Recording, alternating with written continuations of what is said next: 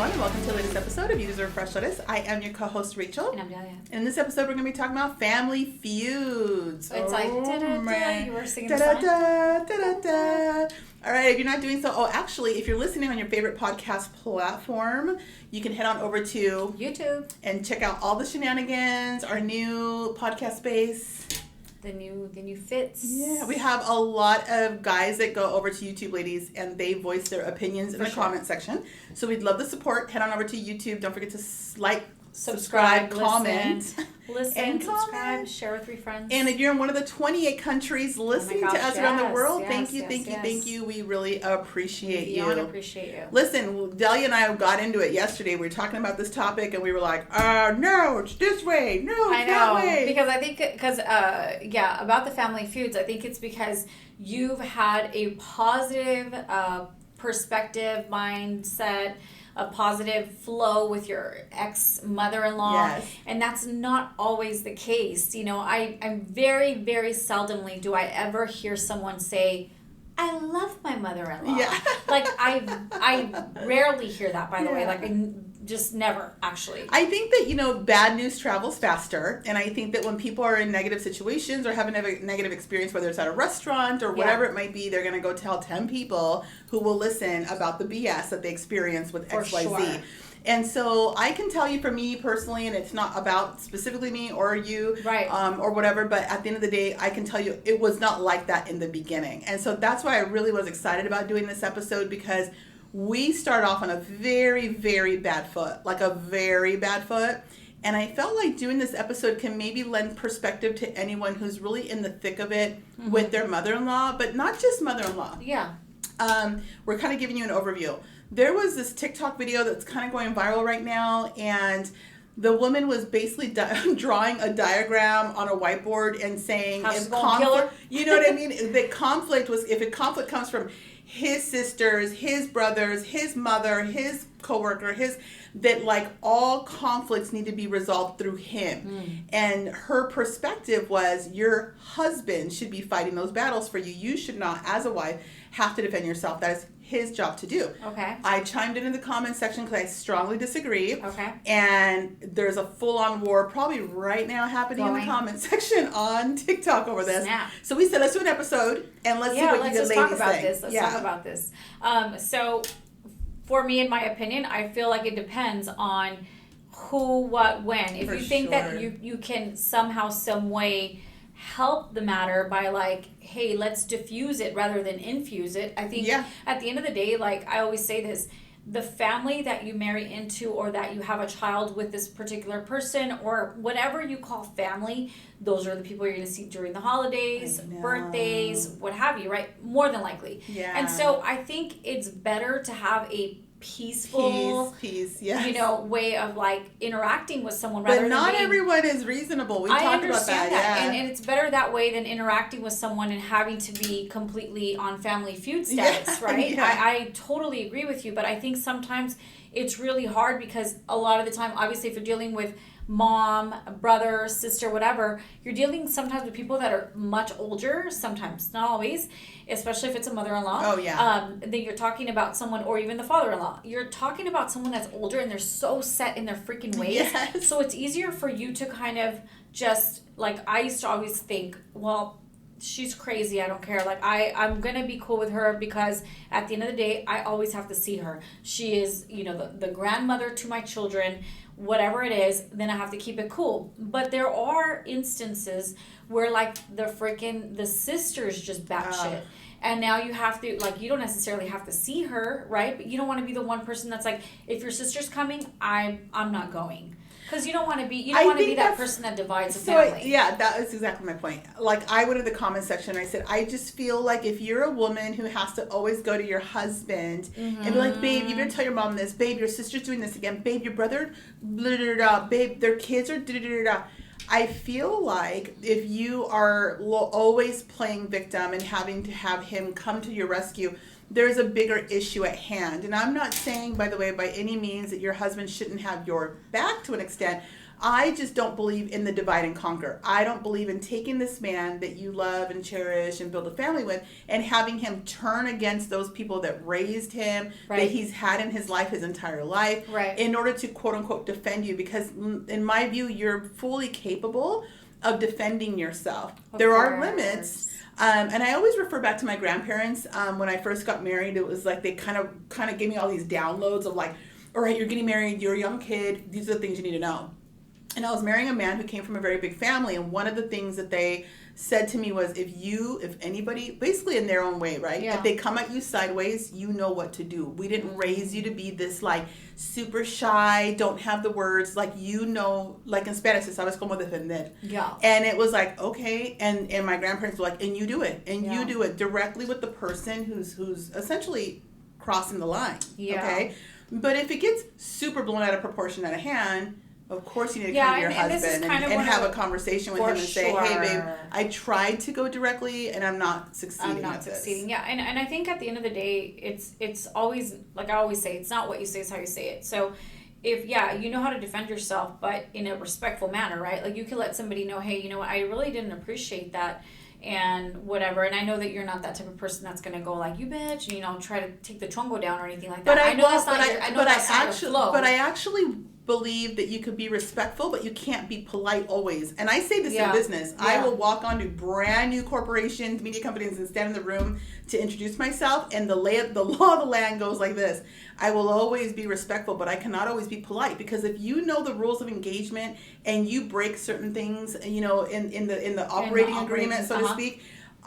You now gave me permission to not be polite to you. Like you have now you entered yourself into a zone that doesn't warrant me being polite. But if the person's already coming at you, though, by the way, in my opinion, if the person's already coming at you like they don't like you, so even if you are polite, even if you are respectful, you don't have to be polite. But at the end of the day, the delivery, no matter how awesome, no matter how you sugarcoat it, if they don't like you, they're going to find a way to be like, well, she rolled her eyes at me. Well, she snapped her fingers. Well, she did this whole thing, because they don't like you. And I think that sometimes that's a hard part about it, because, you know, you have to know, okay, I've already addressed this twice or three times, because she keeps... Because usually they'll do this one thing. They'll do it on purpose. They know and they do it and they'll do it again and again. Because once they see that ignites you, they're like, that's what gets to her. I'm going to do it. The person who reacts loses. And and this is a business tactic. Right. The person who loses composure loses. And they're looking to get a rise out of you. We're talking specifically if you have someone who's very intentional about trying to make you feel some kind of way. There are people who are unintentionally rude, by the way. Right. And then you can go, that's just the way that then they are. You can, they're just unintentional about it. And you could just say, hey, I'm not sure if you meant it this way, but like, are you good? Are we good? Like, you could right away nip it in the bud, right? But if it's someone that's a habitual line stepper, you know this is just how this person flows. That's just the way they flow. Then at the end of the day, you don't have to be polite, by the way. Okay? You could be respectful and not be polite. Those are two very different things, okay? But you don't have to be polite. You can literally nip it in the bud right when it happens. Yeah. You know? I mean, yeah, it depends who you're dealing with.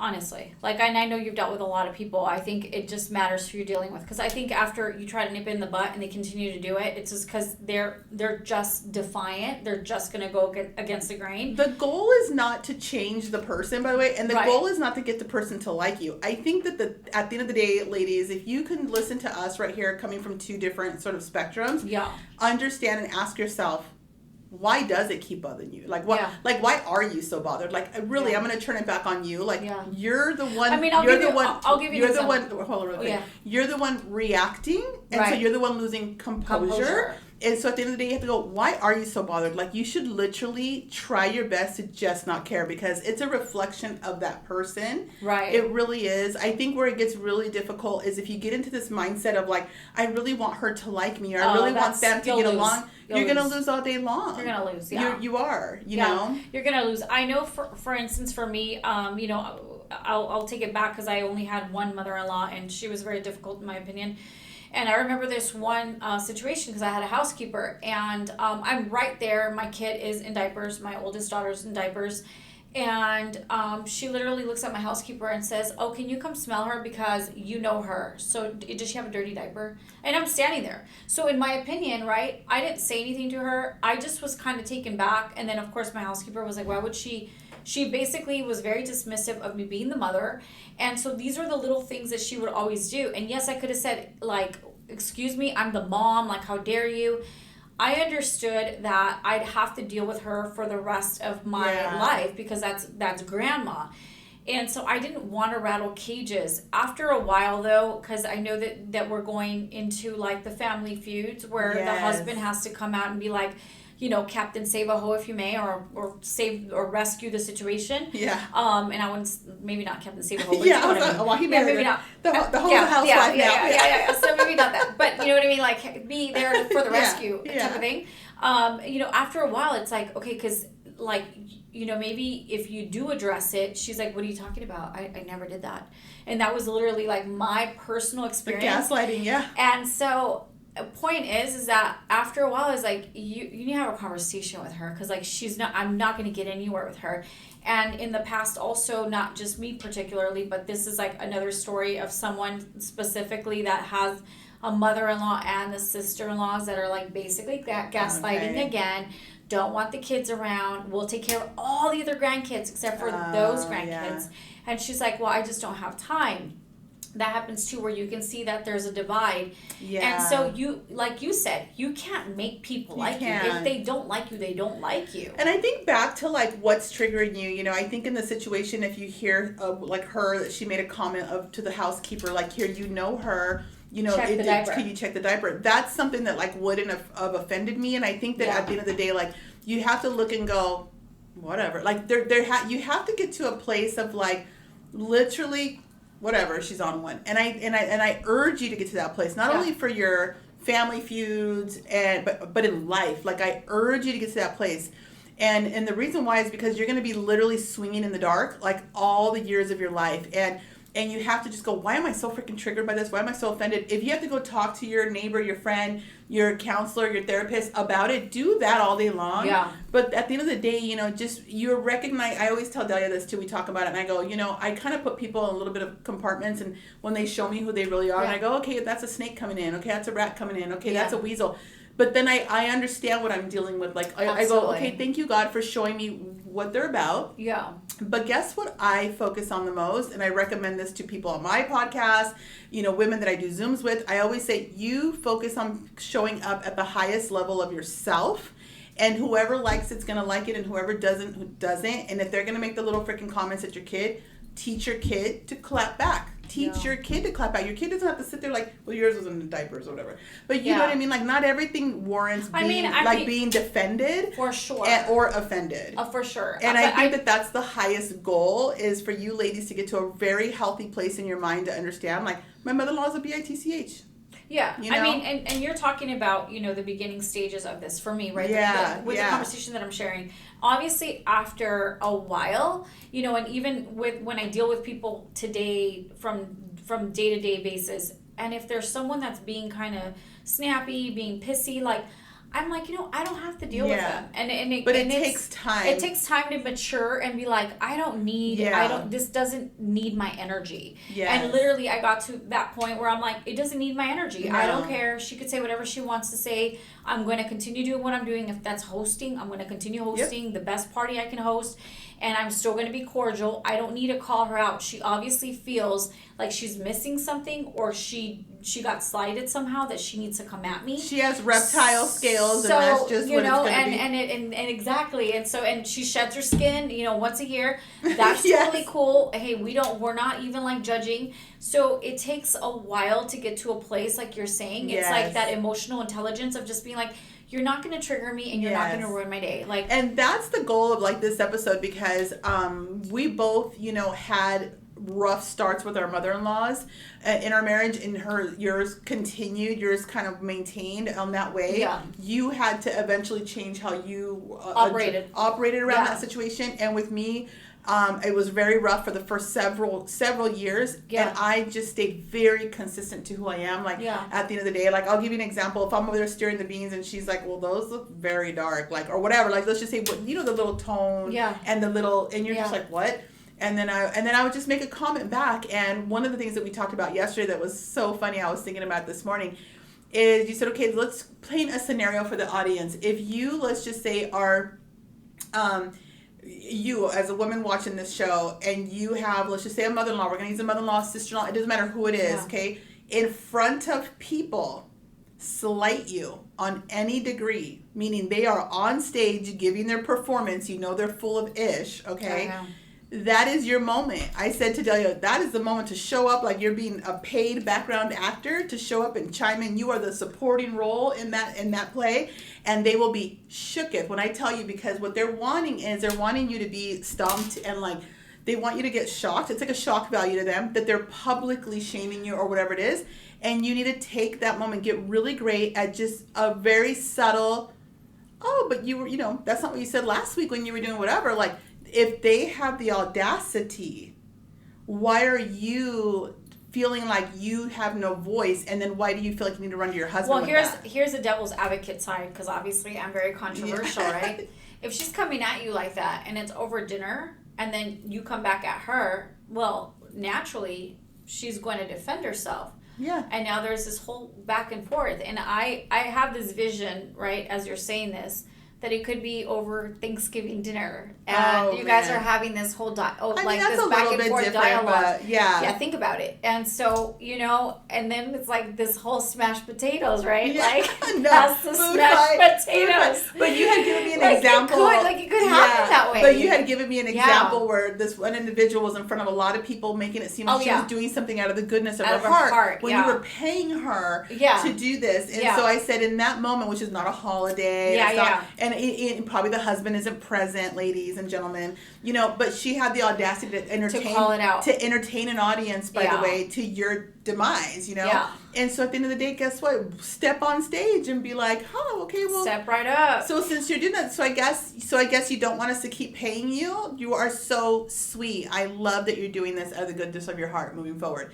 Like, get smart, ladies. Like, get a smart mouth, because at the end of the day, you don't have to be, again, this isn't about being disrespectful, but you don't have to be polite if they're not. And I'm not an eye for an eye person, but what I am about that's really been effective for me is letting people know how to treat me. Like, you teach people what they can get away with and what they can't. Right. And so they're going to think twice if they're going to say something publicly about you. They're going to keep talking behind your back, by the way. Of course. That's not your business. That's never going to stop. It's never going to stop. It's so funny that you say that, because there was, I was in an awkward situation because I was in the middle of a back and forth fight, not me, but it was a mother-in-law and the daughter-in-law. And the mother-in-law is very snappy, like everything that the son owns is hers. Like, she's very about that. That's like, so it's famous. Like, it is like, no, it's my stuff. It's not his. It is his, but it's not yours. It's mine and the son's.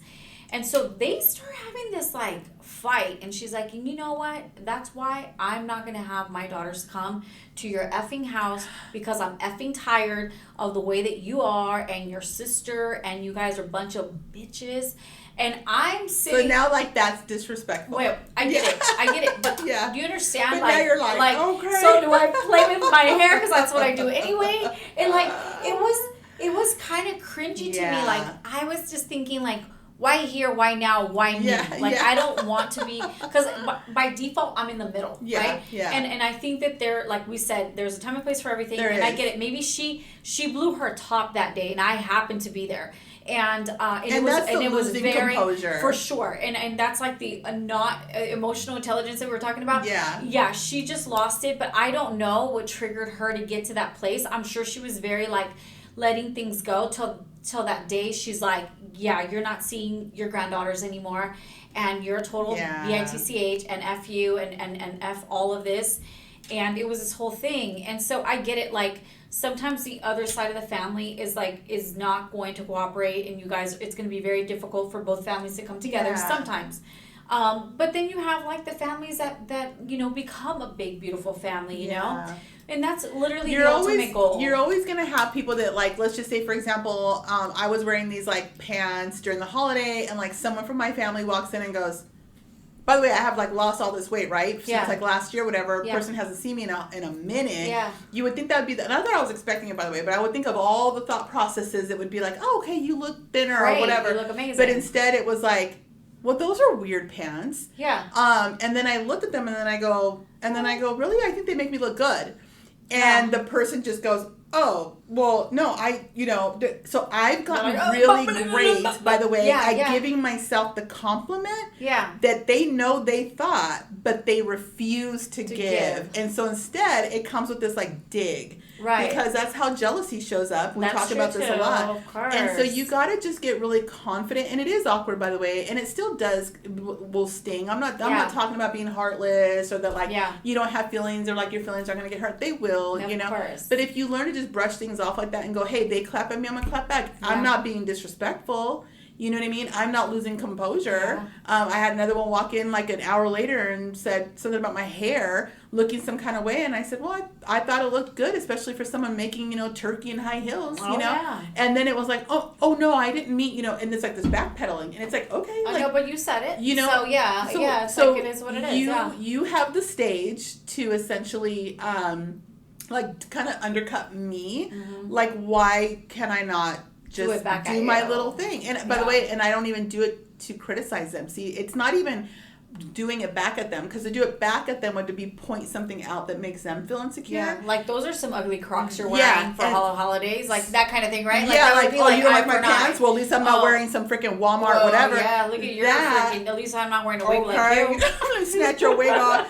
But so that's the difference between, basically, you can be respectful, but also you don't have to be polite. So that's what I'm saying. Because polite would be like, just shut up. Yeah. And be like, yes, ma'am. Right, that's polite. Yeah. So you don't need to be polite all the time, but you should always be respectful, and you should never lose your composure, by the way, because guess what? You will win all day long. You will win all day, because they want to aggravate you. They want a reaction out of you, and do not give it to them. So I said, I don't care if you just smile and go, well, I think I look great today, and so do you. Happy holidays. And walk away. They're going to be like, what?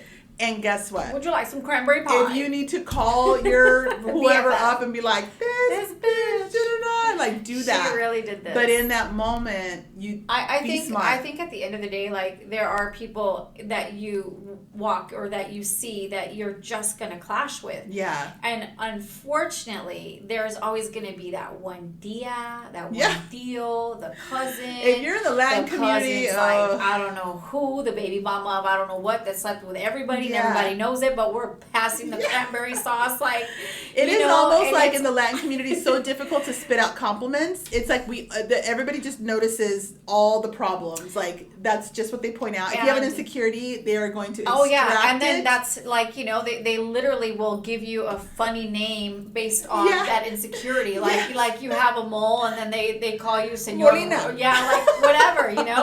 It's like you're chubby, they're like gordo, gorda. Flaco, flaca, like it it's becomes like they a badge literally that they give you. Hone in on your insecurity, and that's just sometimes a sign of love, and it's so hard to really think that that's a sign of love, because like nowadays it's like, don't bully people, and like literally everyone's bullying each other at the table. Always. And it's like, it's never going away. It's just crazy. But how you receive it, what you do have control over, because you don't have control of how others perceive you, what they say or do, whatever. But you do have control over how you manage those feelings and those thoughts. Like at the end of the day, like, don't give them so much credit. Don't let them live rent free in your head, real estate. Like, don't do that. Like at the end of the day, and also I always like to say too, don't make permanent sort of moves over a temporary emotional situation. For sure. Like that lady saying, well, now that's why I don't take my kids, and you're not going to see your grandkids. Like that ain't it. That ain't it.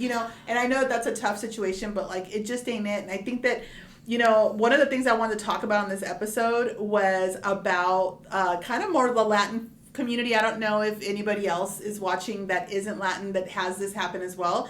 We were saying about how, for example, like siblings, if you have like aunts and uncles and your parents, okay? Like maybe your mom is related to like all these brothers and sisters, and then there's like a conflict between those The brothers and the brothers and sisters, which is aunts and uncles and your parent, right? Yeah. Now the kids are jumping into the ring, and they're like, oh, your mom was talking crap about my mom, so we're not coming over for the holidays. And it's like, I don't understand the kids jumping into sibling stuff. And it's a very common thing in the Latin community. I think what it is it's about the loyalty, in my opinion, right? So it goes back to like, whoever is in that sphere, that inner circle that we talk about, like there's different circles to it. So your parents are in that inner sphere, and it's like any enemy of my parents is an enemy of mine. So I'm not saying that the brother or sister is an enemy, right? But I'm just saying, I'm just using that as a reference. And so now if they got an issue with them, then I got an issue with everybody. I don't like to operate that way personally, but I know that I'm kind of in a situation because of some things that happened between, like my dad and like one of his siblings. And now he's like, I don't want to see their kids. And so he pulled the kids in. Yeah. So and then I'm like, well, but they're still like my cousins. Like, that's not cool. Yeah. And he's like, well, if you guys are going to have something and you're going to invite me and you're going to invite them, like, you make a decision. So obviously, again, it goes back to the loyalty thing. I'm like, what's your dad's birth sign? I'm asking he's for a Capricorn. I don't know. And so when you think about it, it's like, well, now I'm clicked into a very loyal sphere in a way, right? So what's tough it hard. So what's tough about that when I'm observing that is because I was raised as an only child. I mean, later on found out 2020 I had a sibling. But I was raised as an only child, and what I was able to observe over people who are siblings, all my friends have come kind of in threes, like 3 girls or whatever, like lots of big families, okay? Yeah. I married into a big family. And what I have found is siblings that are raised together, they fight dirty, man. Siblings from kids, they yank each other's hair. Like, watch season 1 of The Kardashians. They're just like, oh, you bitch. Like, they fight dirty. And so, guess what? But they fight dirty, but they love hard. Like, they forgive and they'll fight dirty, but then don't let anybody else from the outside do that to them because they'll defend themselves from each other, right? Oh, yeah. However, they become adults. That doesn't exactly go away. There's a way that they operate in the world that's a little dirtier than the average person. The kids have to understand, in my opinion, okay, because that's all this is, if I'm the kid, I have to understand my mom is going to fight with her sister, and that's between them because they've been doing this since they freaking were in diapers. Like, so they'll eventually get over it. The love is there, okay? They're only offended or hurt because there is love. Yeah. So that is not for me to defend my mom. Like, that's not the position I take. That's between them two. Yep. Because guess what? I love my aunt. I love my cousins. I love my whatever. Everybody, But they're siblings having it out just like they did when they were kids, teenagers, young adults. Like, they're having their disagreement. And like I said, if something ever happened to any of them, they're going to feel very heartfelt over it. Of course. And so I really see this really in big families. And I go, hey, so what's going on with the cousins? Oh, we're not talking to them because the Thea, whoever, was talking to my mom on the phone. And we heard her and she was talking to my mom. And I'm like, yeah, but they're sisters. But they're sisters. Like, they're sisters. Like, so I feel like I could be completely wrong, but I feel like as a kid, it's none of your business. Yeah, no, I mean, it's really true. I think we make even, like, I'm one of 5, so it's a substantially larger family for nowadays. And so it's kind of weird how I'll fight, and we don't really fight, but if we have a disagreement or an argument within any of our siblings, we can have that spat. Yeah. But don't let anybody else want to fight my brothers or sisters because we're all taking out the claws. Like, you fight with my brother or sister, you're fighting with me.